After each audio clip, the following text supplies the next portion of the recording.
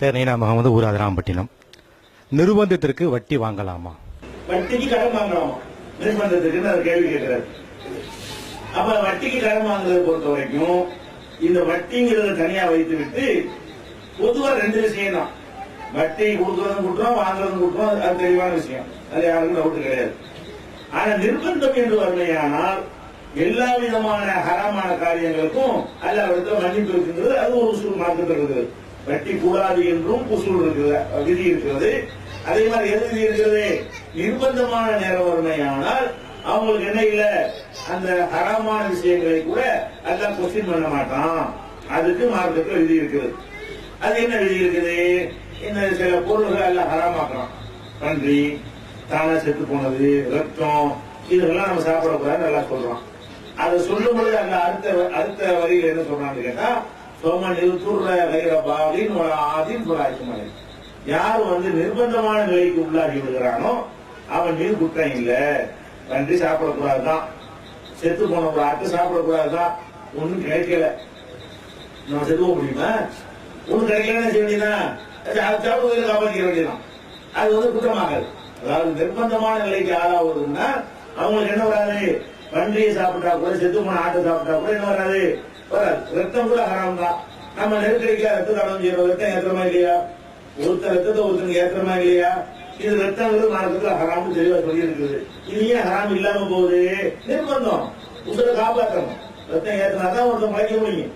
அவனுக்கு இல்ல ஆபரேஷன் பண்ணும்போது ரத்தம் நிறைய வேஸ்ட் ஆகிடும். ஆக்சிடென்ட்ல நிறைய வேஸ்ட் ஆகி போயிடும். பிரசவ நேரத்தில் பெண்களுக்கு ரத்தம் நிறைய வேஸ்ட் அழிய போயிடும். அப்ப ரத்தம் ஏற்றினாதான் அவங்களுக்கு என்ன செய்ய முடியும்? காப்பாற்ற முடியும். நிர்பந்தம் ஆயிடுது. நிர்பந்தம் என்று வறுமையானால் மார்க்கத்துல ஹராமானவைகளுக்கும் என்ன இருக்கிறது? கேள்வி இல்லை. ஹராமான ஹலால் ஆகாது. ஹராமானதுக்கு மன்னிப்பு இருக்குது. ஹராமு தான். நிர்பந்தத்தில் கூட எப்படி வைக்கிறேன்? உடனே ஹலால் ரத்தம் செய்யக்கூடாது, ஹராம் தான். அல்ல ஹராமாக்கெல்லாம் ஹலால் ஆகாது. நிர்பந்த நிலையில் அவன் செஞ்சால் அதுக்கு மன்னிப்பு இருக்கிறது. அந்த ஹராம செஞ்சதுல மன்னிப்பு இருக்குன்றாங்க.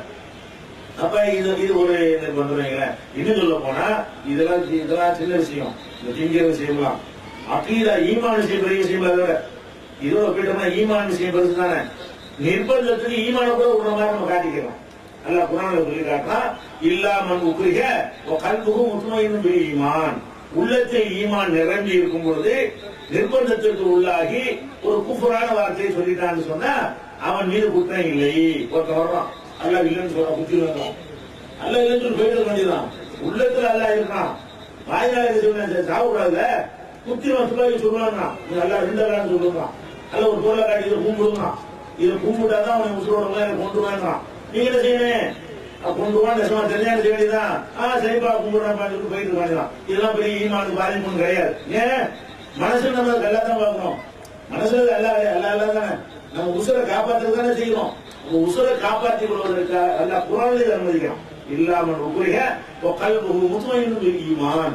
கல்முறை ஈமான் நிறைந்திருக்கும் பொழுது நிர்பந்தத்திற்கு உள்ளாக்கப்படுவானால் அவன் மீது குற்றம் இல்லை.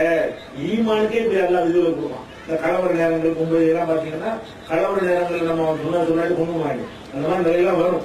அதுக்காக சாவான அவசியம் கிடையாது. இஸ்லாம் எல்லா பகுதியிலையும் வாழ்வதற்கு ஏற்ற ஒரு வேறான ஒரு சிறந்த மார்க்கம். நம்மளை காப்பாற்றிக் கொண்டாதான் அடுத்தது என்ன நல்ல காரியங்கள்லாம் செய்ய முடியும். நம்ம அழித்துக் கொள்ள முடியாது.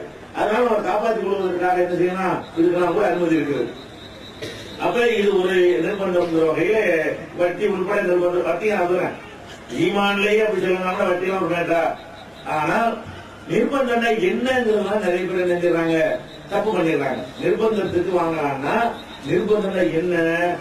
குடிசை வீட்டுல இருக்கிறாரு, அந்த பங்களாவை கட்டு நிர்பந்தமா? அவர் எதுக்காக வட்டி வாங்குறாரு? குடிசை வீட்டுல வாழலாம், ரசூலுல்லாஹ் வாழ்ந்தாங்க. அது மனிதன் வாழ்ந்து செத்து போயிடுவானா? அப்ப குடிசை வீட்டுல வாழ்றவர் என்ன செய்யறாரு? குடிசையை பங்களாவை கட்டுறதுக்காக நான் குடிசையில் இருக்கிறவங்க பங்களா அவசியம் நம்ம நிர்பந்தம். இது நிர்பந்தமா? இது அல்ல நிர்பந்தம். நிர்பந்தம் நெசமா நிர்பந்தமா இருக்க வேண்டும். அதே மாதிரி ஒரு கடை வச்சிருக்கிறாரு, ரெண்டு கடை வைக்கிறது நிர்பந்தமா? அல்லது கடையே இல்லாம சம்பளத்துக்கு இருக்கிறாரு, நான் சம்பளத்துக்கு இருக்கிறேன், ஒரு தொழில் வைக்க நிர்பந்தத்துக்கு இருக்கிறேன், அப்ப அம்மட்டும் தொழில் வச்சிருக்கிறோம். உலகத்துல உனக்கு அல்ல தானே தொழில் வைக்க, அல்ல அது அடி வேலை கூலி வேலை செய்ய வேண்டியதானே. கூலி வேலை செய்யக்கூடாது, சொந்த தொழில் பண்றது நிர்பந்தம் கூட அப்படின்னு சொல்றாரு.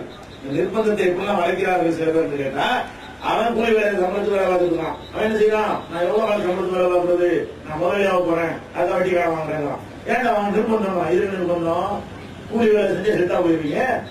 அப்புறம் அந்த நிர்பந்தங்கள் அது மாதிரி ஏதாவது வரணும்ல, உங்களுக்கு கழிவு பாதிப்பு அது மாதிரி வந்தாதான் நிர்பந்தங்கள். அப்ப நிர்பந்தம் பொண்டாடி ஆஸ்பத்திரி சேர்த்துட்டோம், ஆஸ்பத்திரியில சேர்த்து ஆபரேஷன் 2 லட்சம் ரூபாய் கொண்டு வாங்கினான், கையில ஒண்ணும் இல்ல, ஜமாத்துல கேட்கிறோம், வயிற்று மேல கேட்கிறோம், பல வகையிலும் கேட்டு பார்க்கிறோம், ஒண்ணுமே இல்ல. அல்லது வட்டிக்கு வாங்காம வித்துட்டு வாங்குறதுக்கு நகை எடுத்துருக்கான்னு தேடி பார்க்கறோம், அதுவும் இல்ல. 50 பவுன் நகை வச்சிருப்பாங்க, அதுல இருந்து 2 பவுன் 10 பவுன் வித்துட்டு அந்த ஆபரேஷன் அடிக்க மாட்டாங்க. அதுவே இல்ல இல்லன்னா நகையும் ரூபாய் கணக்கு இல்லையா? உங்களுக்கு இருக்குதா இல்லையா? நகை இருக்குதுல, உங்களுக்கு 2 லட்சம் ரூபாய் தேவை இருக்குது, 5 லட்சம் ரூபாய் நகை வச்சிருக்கீங்கன்னா இவன் 5 லட்சம் ரூபாய் நகையை தொட மாட்டாங்களாம். நான் நிர்பந்தத்தில் இருக்கிறேன், நான் போய் வட்டி வாங்கினா இருந்துச்சு கேட்பான்ல, அதுவும் ஒருத்தர் வைக்கிறேன். என்ன செய்யலாம்? நாங்க நட்டும் இல்ல, ஒரு வருஷம் இல்ல, ஆபரேஷன் ரூபாய் வேண்டி இருக்கு, வட்டிக்கு தான் தரலாம், சரி போய் வாங்குவோம். இது குற்றமாகாது. அல்ல என்ன செய்ய மாட்டாங்கள, கேட்க மாட்டோம். உயிரை காப்பாற்றணும் இல்லையா? பொண்ணை காப்பாற்றணும், பிள்ளைய காப்பாற்றணும். ஒரு பெரிய எமர்ஜென்சியான ஒரு விஷயம் வந்துருச்சுன்னு என்ன செய்யணும்? திடீர்னு ஊர் இழுந்து விழுந்துருச்சு, ஒண்ணு ஏதாவது குடிச்சு குச்சி இருந்தாலும் வாழ முடியும், அடிப்படை சாமம் ஒண்ணுமே இல்ல, முத்திரையில அழிச்சிட்டு போயிடுச்சு. இப்ப இவன் என்ன பண்றது? யார்ட்டையும் கேட்கணும், தரமாட்டேங்கிறாங்க. அப்ப நம்ம ஒரு குடிசை வேணும்ல, கொண்டாடுல ரோட்ல நின்று இருக்க முடியும். இதுக்காண்டி ஒரு தடவை வட்டிக்கு வாங்கின வழி இல்லைன்னா, வட்டி இல்லாம எல்லா விதமான முயற்சியும் பண்ணி பார்த்து விட்டு கிடைக்கலங்கிற பட்சத்துல வாங்கினால் இவன் நிர்பந்தத்துக்கு ஆக இருக்கான். இதுதான் நிர்பந்தம். அதுக்கான நிர்பந்தம் சாவுற அளவுக்கு இருக்கணும்லாம் கிடையாது. அதையும் கிடைக்கிறது நிர்பந்தம் என்னது, இல்லாட்டி செத்துரும் அப்படிங்கலாம் கிடையாது. நிர்பந்தத்துக்கு ஒரு எல்லை ரசூலாக சொல்லிவிட்டாங்க. நிர்பந்தத்துக்கு எல்லை என்ன? ஒரு நாளைக்கு 2 வேளை பால் இருக்கிற 2 டம்ளர் பால் அது கிடைக்காட்டி நீ நிர்பந்தத்துக்கு உள்ளாகணும். ஒரு நாளைக்கு என்ன செய்யறது? 2 டைம்ஸ் என்ன செய்யறது? 2 கப்பு பால் குடிச்சா மனசை வாழ்ந்துருவாங்க. காலையில ஒரு கப்பு பால், சாயந்தரம் ஒரு கப்பு பால் கிடைச்சிருச்சு, அதான் கிடைக்குது அப்படின்னு சொன்னால் அவன் என்ன செய்யலாம்? நிர்பந்தத்துக்கு ஆளானவன். 20 நிர்பந்தத்துக்கு ஆக முடியுமா? பால் கிடைக்கதான் செய்யுது. அப்ப ஒரு நாளைக்கு உங்களுக்கு கிடைக்காட்டா கூட, 2 கப்பு பால் கிடைக்காட்டா கூட அவன் சில பேர் என்ன செய்வாங்க? நிர்பந்தம் சொன்னா அப்படி செத்து போற அளவுக்கு ஆகி, எலும்பு தோல் ஆகி, இன்னைக்கு ஏதாவது கொஞ்சம் திங்காட்டி செத்துருவான், அந்த அளவுக்கு ஆனவன் தான் சொல்றாங்க. அந்த மாதிரி ஆனவங்க இதெல்லாம் திங்கவே இந்த மாதிரி ஆனவனுக்கு நாளைக்கு சாவ நிலையில யாருக்கெல்லாம் திங்க முடியும்? திங்க முடியாது. அந்த நிர்பந்தத்துக்கு அர்த்தமே இல்லாம போயிருது. நிர்பந்தம் என்ன? ஒரு நாளைக்கு 2 வேளை உணவு கிடைக்கலையா, அவனுக்கு ஹராம்லாம் கிடையாது, செத்து போன ஆளுதான் உதவி போய் சாப்பிடணும். நம்ம அதெல்லாம் பண்றதுக்கு உண்மையா இருக்கிறாங்க. அவங்க ஒரு நாளைக்கு 10 ரூபா தான் உங்களுக்கு சம்பாத்தியம், அதை கொண்டு ஒரு வேளைக்கு தான் அந்த வீட்டுல சாப்பிட முடியும், 2 வேளை சாப்பிட முடியாது. அந்த மாதிரி நிலையில் இருந்தார்கள். ஆனால் அவங்க ஒரு செத்து போன ஆடுகிறதால அவங்க என்ன செய்வாங்க? சாப்பிடலாம். அது தப்பு கிடையாது. 2 வேளை சாப்பாடு கிடைக்காது. ஒரு நாளைக்கு 2 வேளை பால் கூட கிடைக்கலன்னு சொன்னா அவங்க என்ன விலைக்கு ஆகிட்டாங்க? நிர்பந்தம். அப்ப நிர்பந்தத்துக்கு ஒரு இலக்கை ரசூலுல்லாஹ் அமைச்சிட்டாங்க. அப்ப நீங்க 2 வேளை சாப்பாடு உங்களுக்கு கிடைத்துக் கொண்டு இருக்குமே, ஆனால் அதுக்கு பிறகு நிர்பந்தம் சொல்வது என்ன இல்ல, அர்த்தம் கிடையாது. அது மாதிரி மருத்துவம், உயிர் காக்குதல் மாதிரியான நிர்பந்தம் அது மாதிரி ஒண்ணு இல்லைன்னு சொன்னா, வசதியை பெருக்கிக்கிறதுலாம் நிர்பந்தம் நினைச்சாங்க. அதை சொல்லி வட்டி வாங்கிடக்கூடாது. வசதியை பெருக்கிறது நிர்பந்தம் கிடையாது. இருக்கிற வசதியை கொண்டு வாழ முடியும். அதனால நிர்பந்தத்துக்கு மார்க்கத்துல மன்னிப்பு இருக்கிறது. ஆனா நிர்பந்தம் எதுக்குறோம் என்ன செய்யணும்? எப்படி நினைக்கிறீங்க?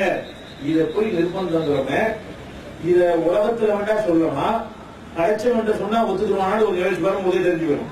நம்ம நிர்பந்தம் மக்களை ஏமாத்திக்கலாம், நிர்பந்தம் செஞ்சு நம்ம இப்படி சொன்னா அல்ல ஒத்துக்குவானா கண்ண அப்படி என்ன செய்யணும்? இந்த பதில போய் அல்லாட்ட சொன்னா அவனுக்கு என்ன தெரியல, இதை போய் நிர்பந்தங்கிறானே அல்லா நினைக்குவானா, அல்ல ஒத்துக்குவானா? நீங்க கற்பனை பண்ணி பாருங்க. இதே போய் எல்லாம் ஒத்துக்குவான்னு தெரிஞ்சா நீங்க நிர்பந்தம் இல்ல, செய்து அவங்களை ஏமாத்துறான்னு அர்த்தம். இல்ல அல்லாத ஒத்துக்குவான்னு உங்களுக்கே தெரியுது. நம்ம நிர்பந்தம் அல்லாவுக்கு தெரியாம இருக்கு, இதெல்லாம் நிர்பந்தம் வந்து அல்ல ஏத்துக்குவான் உங்க மனசாட்சி சொல்லுமையானால் அப்ப நீங்க நினைச்சுக்கலாம், அதை எடுத்துக்கொள்ளலாம். நிர்பந்தங்கிறது கண்டிப்பா விதிவிலக்கு உண்டு, வட்டி உட்பட எல்லாத்துக்குமே.